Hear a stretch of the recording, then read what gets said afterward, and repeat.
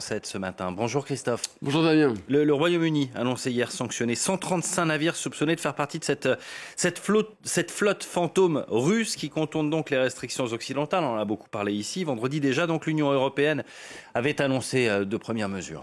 Dans un 18e paquet de sanctions contre la Russie, effectivement, depuis fin 2022, l'Union européenne et le Royaume-Uni ont pris des mesures pour limiter les revenus russes de pétrole en plafonnant d'abord le prix du baril russe à $60, prix qui est aujourd'hui fixé même 15% en dessous du prix du marché, soit $47,60 le baril, ce qui fait environ 41 euros. Mais très vite, la Russie a trouvé la parade, elle met en place cette fameuse flotte fantôme, une flotte parallèle hors radar estimée à 1300 navires au total. L'Union européenne en sanctionne déjà 400, désormais 444 précisément. Le Royaume-Uni, plus de 400. En clair, ces tankers n'ont plus le droit d'accoster dans un port européen ou britannique. Ils ne peuvent plus non plus être assurés auprès d'une compagnie d'assurance occidentale. Le problème, Christophe, c'est que ces sanctions, elles posent question parce que cette flotte, elle continue d'opérer.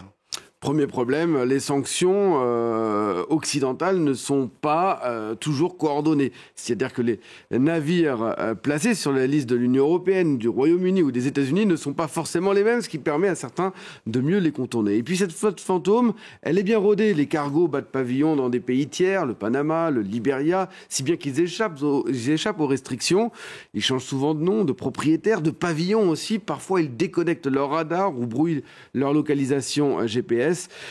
Et puis ils transfèrent leur cargaison d'un navire à l'autre en pleine mer.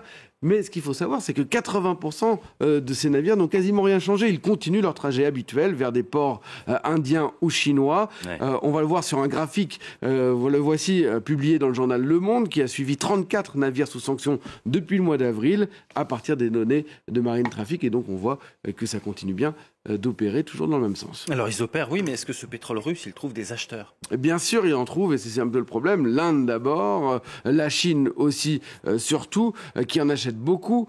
La Turquie aussi. Au total, plus de 300 milliards d'euros ont été générés à partir de navires sous sanctions depuis que ces sanctions ont été mises en place. Selon le CREA, qui est le Center for Research on Energy and Clean Energy, qui est un centre basé en Finlande.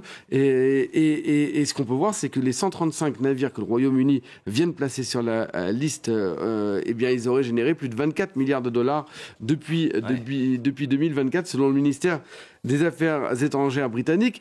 Le plus ironique dans cette histoire, c'est que pendant toute cette période, eh bien, les livraisons de pétrole en provenance d'Inde en direction de l'Europe ont bondi de 15%. Autrement dit, eh bien, le pétrole qui part en Inde et qui est raffiné en Inde, il revient en Europe déguisé. Il échappe ainsi à l'embargo, mais finit bien dans les moteurs de certaines voitures européennes. Le 18e paquet de sanctions européen et ce que vient de faire la Russie, le Royaume-Uni aussi tente de colmater cette brèche, mais en attendant, l'économie russe, elle continue de croître en grande partie grâce aux revenus de son pétrole. Et puis un sujet dont on parle peu, c'est que cette flotte fantôme, elle fait planer le risque de dangers environnementaux aussi. Oui, parce que parmi ces 1300 navires, un très grand nombre sont très vieillissants. Leurs opérations de transfert, de cargaison d'un navire à l'autre, le ship-to-ship comme on l'appelle, sont effectivement extrêmement risqués. Ouais, si on prend un navire qui s'appelle le Volgoneft 212, c'est un navire russe qui navigue depuis 1969. Il s'est échoué, on le voit ici, après une collision mi-décembre avec un autre tanker, créant une marée noire dans le détroit de Kertch, à l'entrée de la mer d'Azov.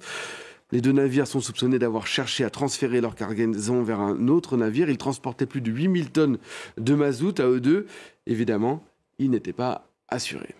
Merci beaucoup, Christophe, pour cette info écho et ce coup d'œil sur ces flottes fantômes.